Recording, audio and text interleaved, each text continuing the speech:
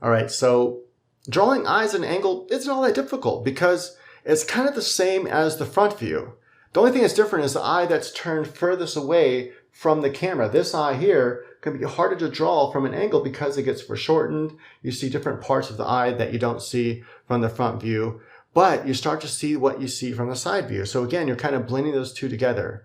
Take your time with this. Also make sure when the head is turned, they're not at a straight line, they're at a slight angle, everything is, depending on where the horizon line is. And that part's super important.